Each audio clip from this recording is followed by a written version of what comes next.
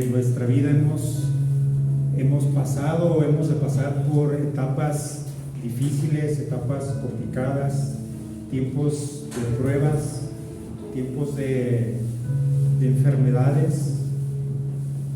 Dice la palabra que hay tiempo para todo, ¿verdad? Y una de las cosas que yo creo que más nos marcan, por así decirlo, pues son las temporadas difíciles, ¿verdad? Son las temporadas donde pasamos por pruebas, donde pasamos por enfermedades, tal vez un ser querido se nos va. Y son tiempos tal vez de sequedad espiritual, tiempos donde uno pasa por los desiertos. Yo creo que todos hemos pasado por los desiertos, ¿verdad? Y a veces no quisiéramos pasar. Pues yo creo que nadie quisiera pasar por los desiertos, ¿verdad? Pasar por pruebas, por situaciones difíciles. Pero si nosotros vemos la Escritura, vemos que es un común denominador en todos los grandes hombres y mujeres. Entonces, si ustedes quieren ser grandes hombres y mujeres, hay que pasar por pruebas, o por lo menos hay que pasar las pruebas, ¿verdad? Y nosotros vemos cómo Abraham también, por ejemplo, es algo interesante, pero cuando Abraham pasó por pruebas, pasó por la prueba cuando el Señor le dijo que sacrificara a su hijo, en esos 3 días de camino, Dios no le habló en ese tiempo, como si Dios se escondiera, y por esos 3 días no tuvo contacto con Abraham. Los israelitas, cuando estuvieron por el desierto vagando 40 años, un periodo de prueba por el desierto, imagínense, 40 años de prueba. El Señor, nuestro Señor Yeshua, pasó también 40 días en el desierto, ¿verdad? Entonces, tal vez algunos de nosotros estemos pasando por diversas pruebas, por algunos desiertos. Y hay algo interesante en el libro de Isaías que nos habla de un desierto que florece, ¿sabes? Un desierto que florece como jardín. Y básicamente lo que es ahí es una esperanza de restauración. Eso es lo que significa en Isaías 35, los que tengan Biblia, si me pueden acompañar. Isaías 35, capítulo 35, verso 1. Yo voy a leer de la Nueva Traducción Viviente. Dice Isaías 35:1, dice: está el lugar desolado y el desierto estarán contentos en esos días. La tierra baldía se alegrará y florecerá el azafrán de primavera. Así es, habrá abundancia de flores, de cantos y de alegría. Los desiertos se pondrán tan verdes como los montes del Líbano, tan bellos como el monte Carmelo o la llanura de Sarón. Allí el Señor manifestará su gloria, el esplendor de nuestro Elohim, de nuestro Dios. Hasta ahí. Bueno, esta es como una profecía de Isaías. Isaías, cuando escribe esto, pues eran aproximadamente unos 700 años antes de Jesucristo. Él escribe esto, y realmente lo que está hablando él es acerca de una esperanza de restauración por parte del Mesías.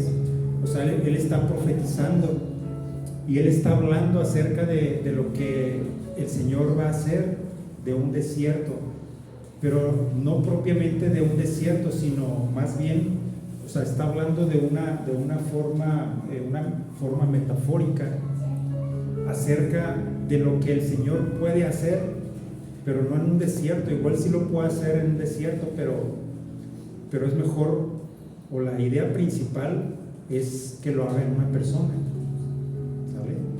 Entonces, ¿cómo lo hará el Señor? ¿Cómo opera el Señor?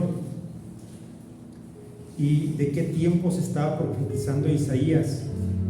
Y nosotros podemos ver esta profecía cumplida cuando es el tiempo de que venga el Mesías. En 2 de Corintios 5:17 es un versículo que todos se lo saben de memoria, me lo podrían recitar, pero yo se los voy a leer.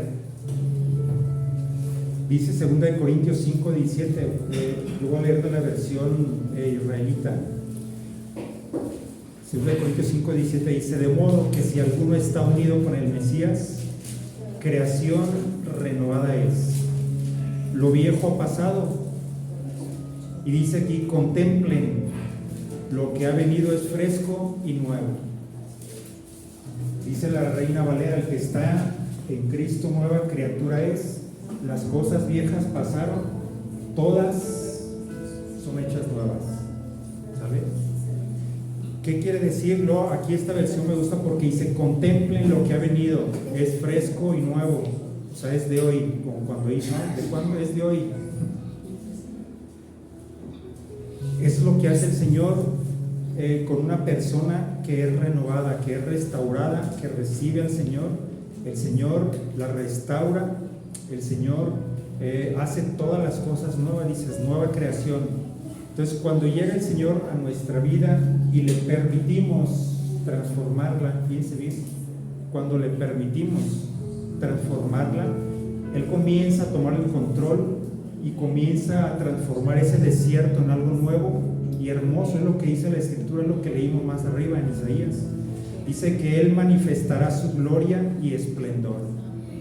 Qué interesante, ¿no? O sea, imagínense, esto viene del verso 2 de Isaías 35, lo que leímos, dice: los desiertos se pondrán tan verdes como el monte Líbano. O sea, todas las cosas son nuevas, tan bellos como el monte Carmelo o la llanura de Sarón. Allí el Señor manifestará su gloria. O sea, imagínate, el Señor manifestando su gloria en tu vida y el esplendor de nuestro Elohim, de nuestro Dios, pero es en tu vida, porque tú eres el que está siendo restaurado por esa esperanza. ¿Cuántos lo creen? Por eso dice: contemplen, lo que ha venido es fresco y nuevo. Verso 3 del capítulo 35 de Isaías dice: con esta noticia fortalezcan a los que tienen cansadas las manos y animen a los que tienen débiles las rodillas. Digan a los de corazón temeroso: sean fuertes y no teman, porque su Dios viene para destruir a sus enemigos, viene para salvarlos, y cuando Él venga, abrirá los ojos de los ciegos y destapará los oídos de los sordos. El cojo saltará como un ciervo, y los que no pueden hablar cantarán de alegría. Brotarán manantiales en el desierto y corrientes regarán la tierra baldía. El suelo reseco se convertirá en laguna y los manantiales de agua saciarán la tierra sedienta. Crecerán las hierbas de pantano, las cañas y los juncos donde antes vivían los chacales del desierto.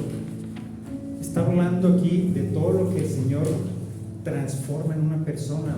O sea, una persona que su vida está amargada, está en depresión, está en ansiedad, está siendo atormentada por alguna enfermedad, atormentada por los problemas de la vida, atormentada por las situaciones, y aparte la suegra en casa. Ahora, ¿cómo hará el Señor para hacer florecer ese desierto? ¿Cómo le hace? ¿Cómo lo va a hacer? Con la fe, creer en el Señor. ¿Cómo es eso? En Juan 7:38 dice, todo el que pone su confianza en mí, dice la Escritura, ríos de agua viva fluirán de lo más profundo de su ser. ¿Vean? El que pone su confianza en mí, el que cree en mí, dice, correrán ríos de agua viva, ríos de agua fluirán de lo más profundo de su ser. Es lo que pasa con una persona. O sea, Él te va a renovar, Él te va a restaurar, y dice que correrán ríos de agua viva. Esto es por querer del Señor. El Señor nos redime. Dice que nosotros tenemos que ser redimidos del Señor. Mateo 16:24 dice, entonces el Señor dijo a sus discípulos: si alguno quiere venir en pos de mí, niéguese a sí mismo, tome su estaca de ejecución y sígame constantemente. O sea, tenemos que rendirnos ante el Señor cuando somos redimidos. Tenemos que rendirnos al Señor para que Él pueda obrar en nuestra vida, para que Él haga algo nuevo. Verso 25 dice: porque quien quiera salvar su propia vida la destruirá, pero quien destruye su vida por amor a mí la encontrará. Otra de las cosas de cómo nos transforma el Señor, estoy hablando cómo el Señor hace para transformarnos, que es a través de creer en Él, de rendirnos al Señor. Y la transformación viene también por la alimentación. Cuando nos alimentamos de su palabra. En Mateo 4:4 dice: Él respondió, la Escritura dice: no solo de pan vive el hombre, sino de toda palabra que sale de la boca de Yahvé, del Señor. O sea, realmente lo que está diciendo aquí el Señor es que necesitamos, para vivir, realmente necesitamos de la palabra de Él, no nada más del alimento, necesitamos alimento espiritual, porque es, miren, el único ser que tiene un alto grado de necesidad espiritual es el ser humano. Es el único ser en el cosmos que necesita alimento espiritual. Yo no he visto otro ser vivo que busque del Señor y se ponga a buscarlo, a orar. No he visto un pollo o una cosa de esas. O sea, el ser humano siempre tiene esa gran necesidad de buscar al Señor. Fue creado, exactamente, fue creado para buscar al Señor. Por ahí algún escritor dice que el ser humano fue creado con un vacío tan grande que el único que lo puede llenar es Él. Esa necesidad únicamente Él la puede llenar. Y nosotros, a través de su palabra, a través de la oración, somos transformados. En Jeremías 29:13, Jeremías 29:13, cuando ustedes me busquen, ustedes me encontrarán, con tal que me busquen de corazón. O sea, fíjense qué interesante, el Señor no quiere nada a medias, el Señor quiere todo o nada. El Señor no, o sea, como Él te quiere dar todo sin límite, el Señor también te pide todo sin límite, porque si tú le entregas un área de tu vida, no, el Señor quiere todo o nada, dice Él. Por eso dice, el que con tal que me busquen de corazón, en verdad, dice, en espíritu y en verdad, cuando ustedes me busquen, ustedes me encontrarán. Jeremías 29:13. Somos transformados también a través de la Ruach HaKodesh, del Espíritu Santo. ¿Cómo es eso? El Espíritu Santo nos transforma, ¿sabían? ¿Cómo nos transforma? Pablo en Gálatas 5:22 escribe: pero el fruto del Espíritu es amor. Es lo que produce el Espíritu Santo, el Espíritu de Dios. Dice: pero el fruto del Espíritu es amor, alegría, shalom, paz, paciencia, amabilidad, bondad, fidelidad, humildad, dominio propio. Todo eso son los frutos que produce el Espíritu Santo en tu vida cuando tú estás dispuesto a que Él haga algo en tu vida, cuando tú accedes, cuando tú te dispones tu corazón y que el Espíritu Santo tome el control de tu vida. Esos son los frutos que Él produce. Y dice: nada en la Torah o en la Escritura está en contra de estas cosas. Ahora, en el verso 8 de Isaías 35 nos habla de un camino. Dice: un gran camino atravesará esa tierra antes vacía, se le dará el nombre de carretera de la santidad. Los de mente malvada nunca viajarán por ella. Será solamente para quienes anden por los caminos del Señor. Los necios nunca andarán por ella. Es un camino. ¿Quién es el camino?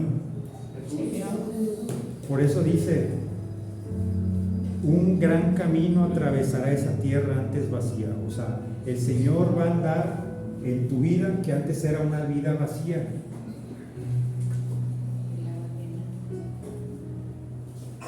¿Y cómo la va a llenar? Dice, se le dará el nombre de, aquí en esta versión dice carretera de la santidad. Y viene carretera con C mayúscula, o sea, una carrera grande, o sea, carretera, perdón. Una, en inglés, highway. Una carretera, una autopista de alta velocidad. O sea, no vas a andar por un camino, dice, porque dice, sí es el camino. Pero dice, atravesará esa tierra antes vacía, se le dará el nombre de carretera de la santidad. O sea, para subirte a esa autopista, a esa carretera, hay que pagar ticket. Ya ven que hay que pagar, ¿verdad? En la autopista. Bueno, aquí hay que pagar el precio. ¿Cuál es el precio? La santidad. No es fácil ser santo, si no, pues todo el mundo fuera santo, ¿verdad? Somos pocos. Somos pocos. Bueno, yo los estoy contando a ustedes, pues. No, es que si analizamos todas las cartas de Pablo, dice a los santos en Corinto, a los santos en Efeso, a los santos en Galacia, a los santos en Tlajomulco. Díganme amén. O sea, estas cartas van dirigidas a los santos. Aunque por ahí vemos creo que es 2 de Corintios capítulo 5, donde primero los saluda, dice, a los santos que están en Corinto, y después dice, oiga, aquí están pasando cosas que ni siquiera los gentiles cometen esos pecados. O sea, estamos justificados, por eso es que somos santos. Pero miren, la santidad es como una escalera que va hacia arriba. O sea, hay niveles, ¿sabes? Hay niveles de santidad, es decir, niveles donde te vas apartando del pecado. Hay niveles. Entonces, ¿qué cita es? ¿Cuál? La de Isaías. Isaías 35. Isaías 35, verso 8. Y luego dice, bueno, ¿cuál es este camino para aquellos que buscan al Señor? Sabemos que es una carretera. Juan 14:6 es cuando Él dice, yo soy el camino, ¿sabes? Yo soy el camino, la verdad y la vida. Ahí está el camino, es Él. Por eso Isaías está profetizando acerca de lo que iba a acontecer. Y nosotros podemos volver al futuro, hace 2000 años lo que pasó con el Mesías, y retrocediendo otros 700 años, está Isaías profetizando acerca del Mesías. Deuteronomio 4:29 dice, sin embargo, Deuteronomio 4:29, desde allá ustedes buscarán al Señor su Dios y lo encontrarán si lo buscan con todo su corazón y con todo su ser. Buscarán al Señor.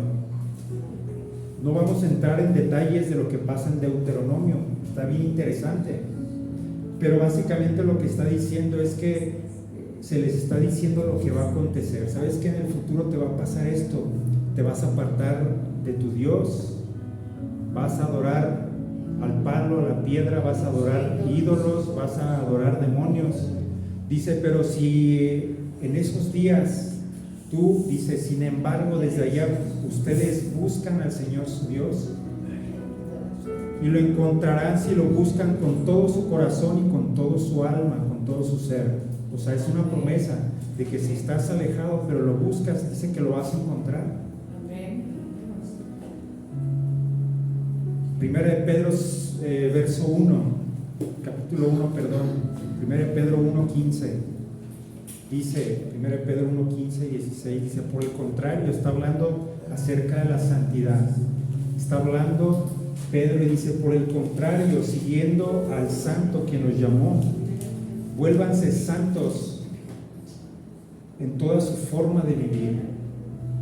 1 Pedro 1:15, creo que es 1:15, ¿sí?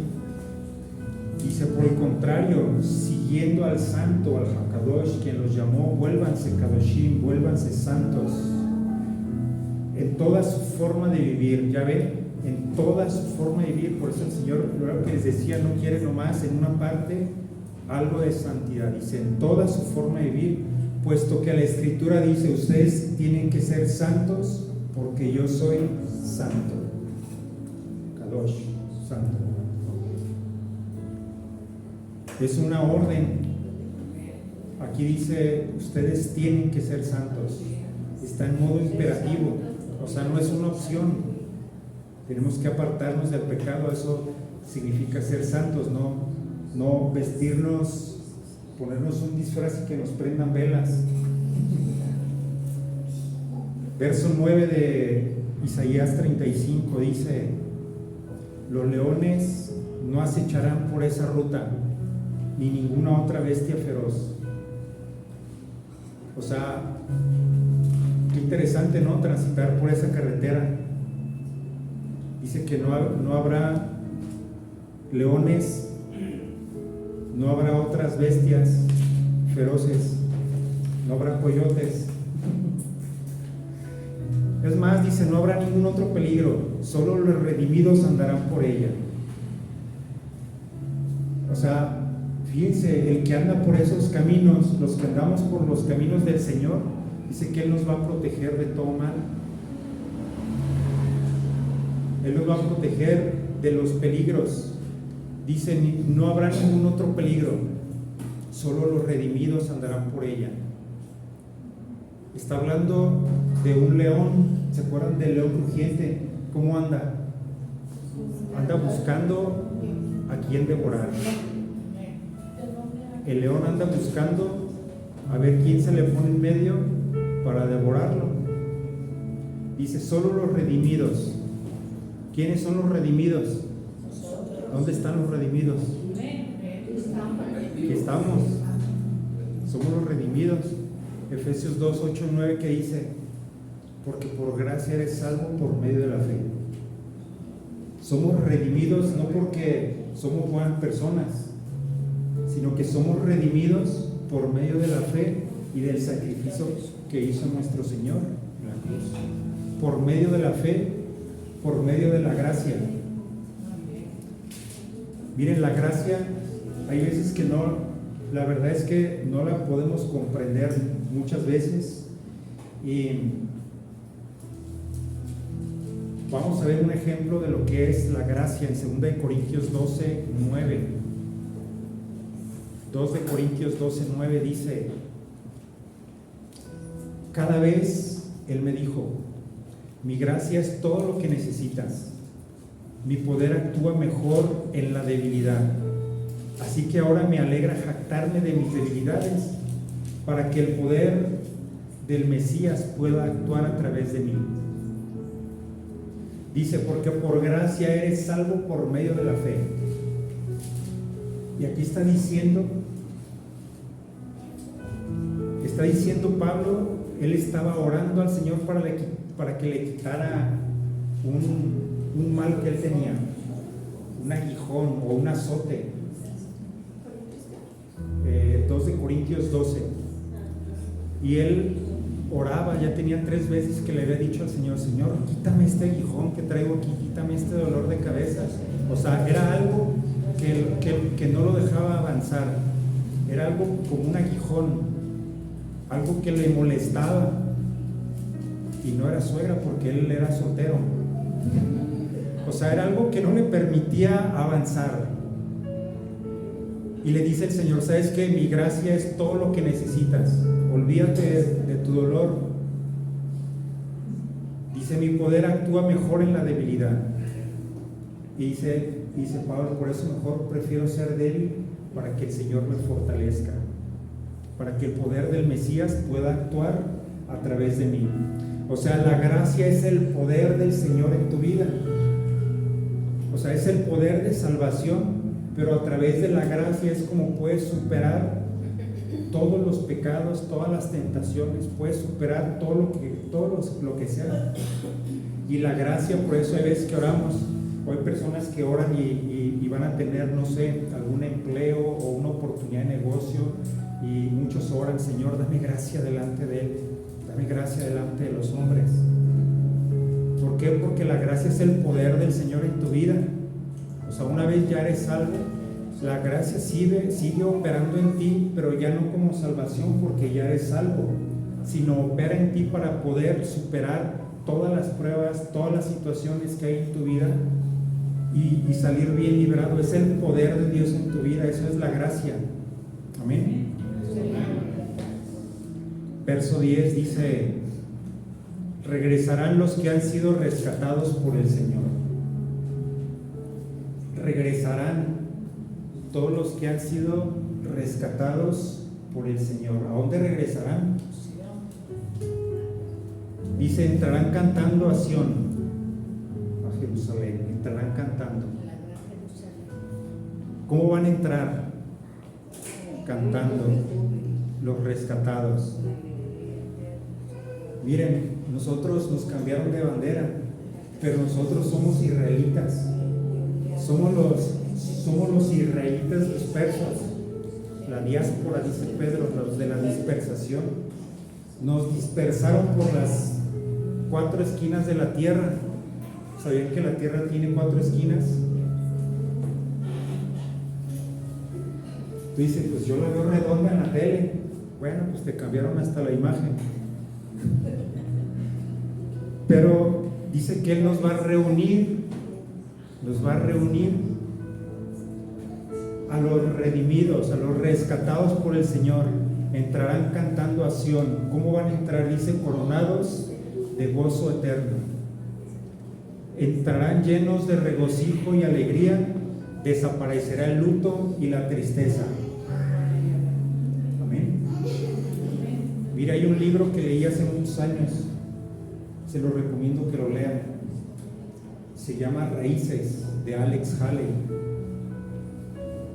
Ese libro habla acerca de los esclavos de Estados Unidos, de los negros, cómo se los traían de África en barcos y los desembarcaban, porque venían en el barco, los desembarcaban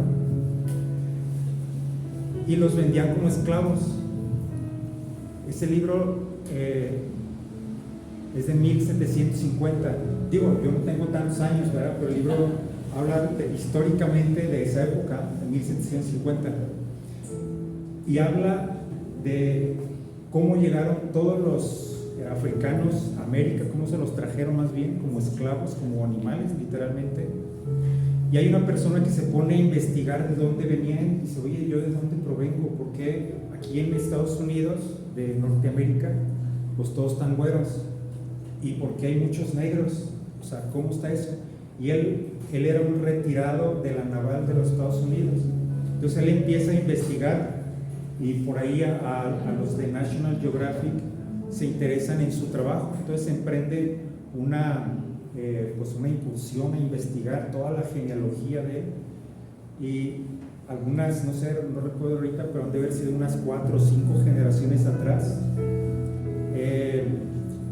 Ahí salió de dónde provenía él, en qué barco lo trajeron y cómo se llamaba su tatarabuelo. Fue desembarcado ahí y dice: a ver, ¿este barco de dónde venía? No, pues de África, de Gambia.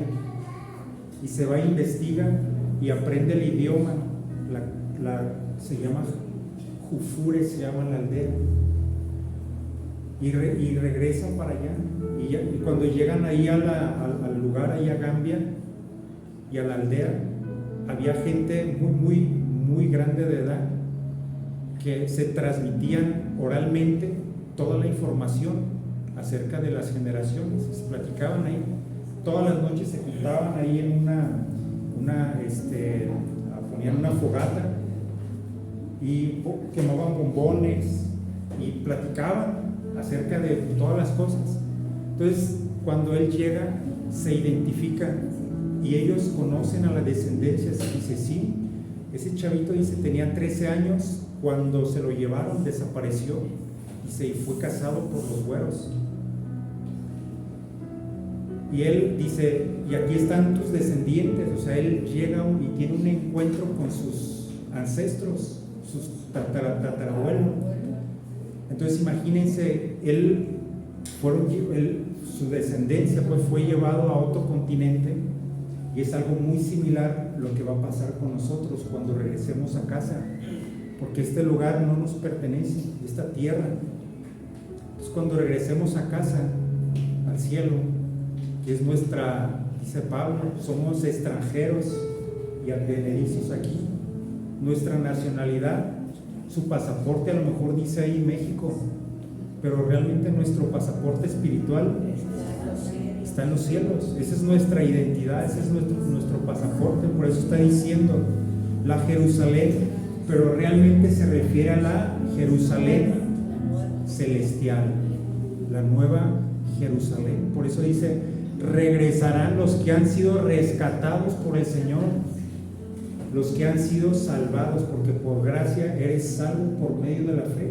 Y no es algo que hayan hecho ustedes, dice, pues es un don del Señor. Entonces por eso dice, regresarán los que han sido rescatados, y los que no, pues no, esos no son rescatados. Esos van a tener otro tratamiento diferente. Ellos van a estar en un lugar de tormento, dice, y el lago de fuego. Ahí va a estar un diablo y decía, entra el fuego de tu Señor. Y a nosotros entra el gozo de tu Señor, buen siervo y fiel. Pero dice, entrarán cantando a Sión, coronados de gozo eterno. Estarán llenos de regocijo y de alegría, y desaparecerán el luto y la tristeza. Amén. Juan 14, 1. El Señor, antes de partir, dijo estas palabras, dice, no se turbe su corazón. Juan 14, 1 dice, no se dejen turbar, confíen en el Señor, confíen en Yahvé, confíen también en mí. En la casa de mi Padre hay muchos lugares donde vivir. Si no fuera así, yo se los hubiera dicho, porque yo voy allí a preparar un lugar para ustedes. O sea, imagínate, el Señor está preparando un lugar para ti, exclusivo, porque dice, hay muchos lugares para vivir, y aquí le estamos batallando con Infonavit. Vámonos ya con el Señor, ya vámonos. Aquí estamos sufriendo en este valle de lágrimas. Dice que ahí hay muchas casas. Dice, puesto que me voy a preparar lugar para ustedes, yo regresaré para llevarlos conmigo, para que donde yo esté, ustedes también estén. Amén. Vámonos ya, preparen sus maletas. Allá hay maletas, ¿verdad? Allá nos va a tener todo. Pues yo me voy a llevar algo para el camino, no me voy a dar hambre. Aunque sea mi pijama por si me da sueño. Mateo 5:12 dice, alégrense, estén felices, porque su galardón es grande en el cielo. ¿Por qué están agüitados? ¿Por qué están tristes? Leíamos el miércoles en Filipenses, dice, alégrense, dice, ¿por qué están así? Dice, yo estoy en la cárcel. Imagínense, él estaba en la cárcel y está dándole a los de la iglesia en Filipo, les está dando aliento. Dice, y les digo otra vez, dice, alégrense. ¿Qué les pasa? Es que perdieron las Chivas. No, alégrense, dice, estén felices, porque su galardón es grande en el cielo. Amén.